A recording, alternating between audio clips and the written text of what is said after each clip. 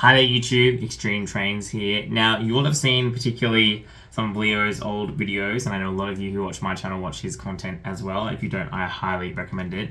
But we've talked about the Percy 6-in-1 builder set. Now that did get reinvigorated several times, and it has been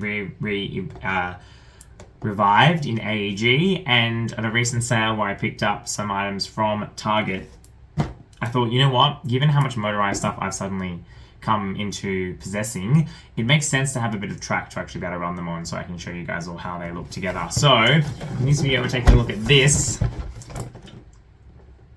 which is the Percy 6-in-1 set, AEG version. What are we waiting for? Let's do it.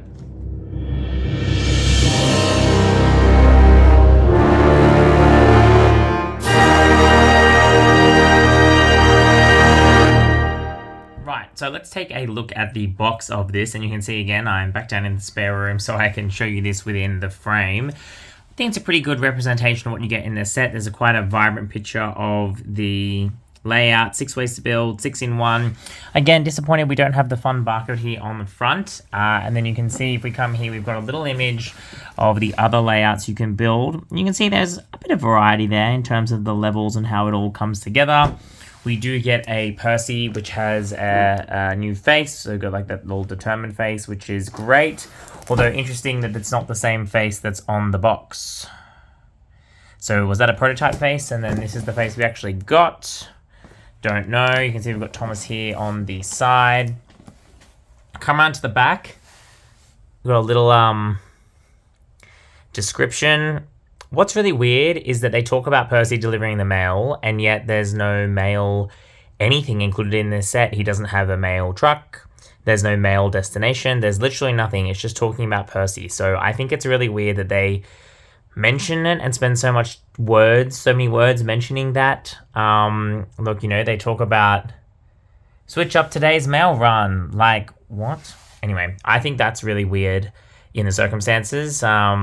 And if they wanted to do that, they should have included a truck. How much would that have cost? But anyway, you can see we've got the details, so many ways to build.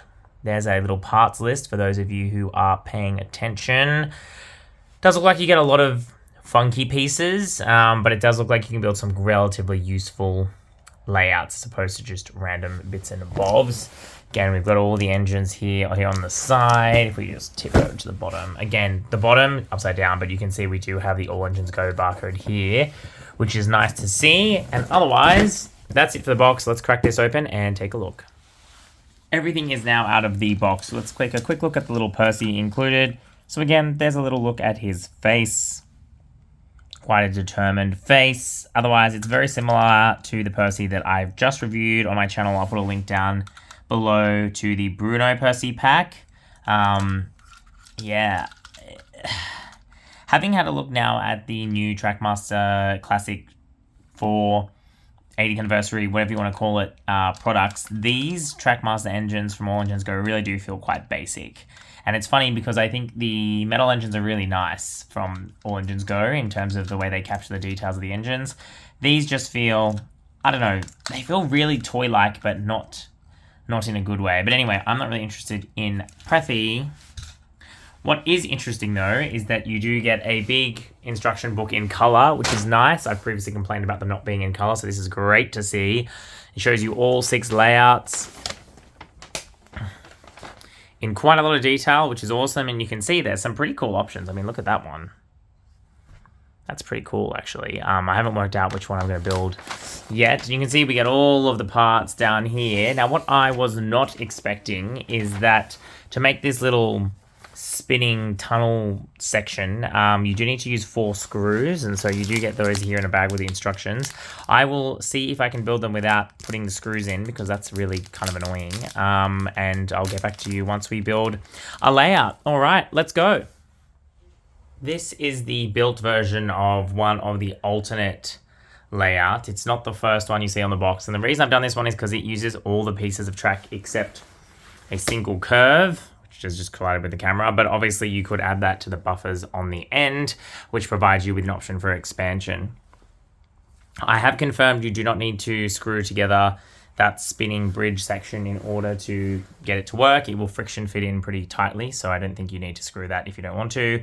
The other observation that I make is that twisty bridge only kind of gets used on a twisty basis for I think one of the 6 layouts in the box, which is a bit interesting. The other thing I want to note about the instructions is they're a little bit confusing in that firstly, these are a different color. They're like a blue color in the instructions when obviously they're like actually this coppery brown.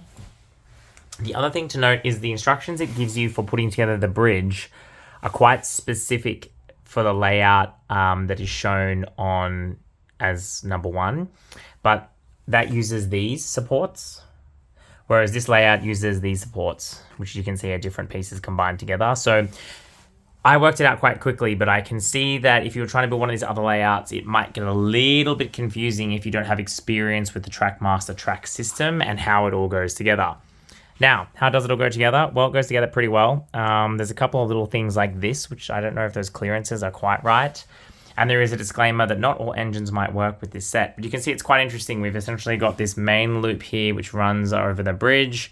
And then we've also got these loops here that you can use to kind of run around this section. So it's very, very close to being 2 separate loops, except for this common piece of track just right in here. But you could do some interesting kind of danger play by, switching these and having 2 trains running at once. So I'm not going to put batteries in Percy because, frankly, we're not here to see Percy. Let's put a more relevant and interesting engine through its paces over this layout and see how it performs. I'll be right back. Right, so you can see here I've got the talking classic Thomas and in Clarabel, which I think are much more interesting for us to run. Let's see how they play on this set. All right, 3, 2, 1.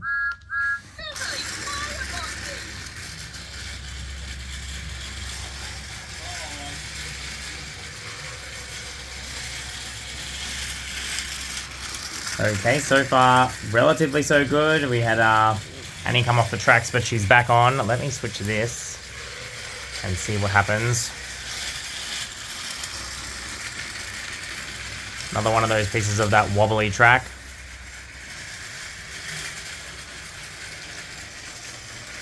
See how the clearances go there. Yeah, there's just enough space.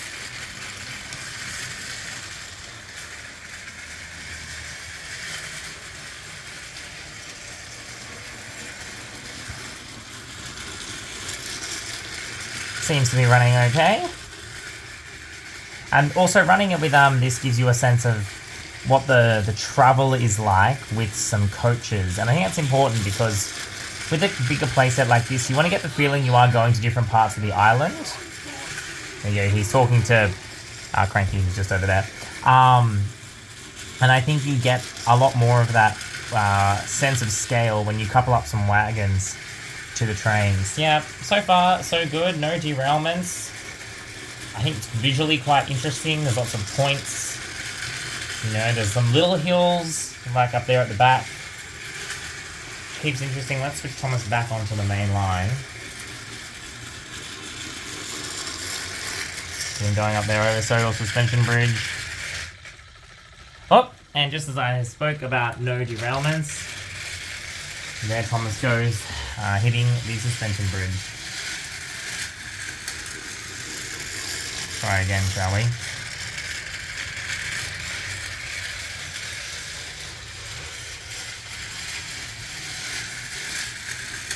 This is quite a big hill. It's 3 levels of hill. There you go, and you can see Thomas has again derailed. And this is what I was talking about in the running video I did with Gordon, how I said Gordon seems to sometimes want to jump off the track because he's quite back heavy, and I think this talking Thomas seems to suffer the same issue because of the way the weight is distributed in this talking engine. So going up these hills that are also curves seems to be a bit of a problem, but equally it adds to the danger factor, if there's a risk that Thomas might crash. That's actually something that a lot of kids like because it makes it more interesting for play. But yeah, I really do like the levels in this set. Hello, friend. Fizzling fireboxes. Hello, Cranky. Hello, Thomas. No time There you go. While they're talking to each other. Yeah, this is, to me, quite a good set. Obviously, I've only built one of the layouts. I'm not going to build all 6 of them. But this one, to me, it's good. It uses all the parts. I think it gives you a lot of variety in terms of there's different loops. There's some kind of high-flying bridge action as well. Some stuff underneath, essentially like a tunnel. All of this, to me, is good stuff. There are a lot of funny parts in this set in terms of, there being lots of hills and ramps, which I generally am not a big fan of. But I think that, again, you get enough rises in this set that you can kind of do some funky things with them. And I think this piece gives you a lot of opportunity to make very, very customized layouts if that's something that you are interested in doing. The last thing to talk about in this set is price. So this set normally retails for about 40 Australian dollars.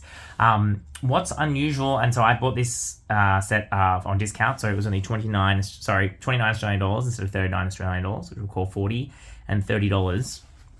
The reason I bought this set is because, as I've talked about, I was looking for some more track to run all of my new classic style Trackmaster engines, and you can also buy the Trackmaster bucket, which I'll put a little picture of in the screen. That was more expensive, even though it actually comes with very similar amount of track, but you don't get the engine as well, and you also have to use the lid piece in the layouts, whereas I thought this had some more useful track in it. So this to me feels like a kind of set which is a loss leader in terms of it's priced to sell and not necessarily to make as much money as some of the other ones, but it's great to see. I really hope that this kind of set continues. I think it gives you great value, a lot of fun, particularly as a discount, or if you're trying to expand your railway, then it's certainly recommended. And you can see already I've got some plans to connect that up to this, which you can see is the Cranky set, which I recently reviewed, which I also thought was very, very good. All right, that's enough from me. Let me know your thoughts on the Percy 6-in-1 Trackmaster set down in the comments below. Otherwise, that's all we've got time for. This Extreme Trains.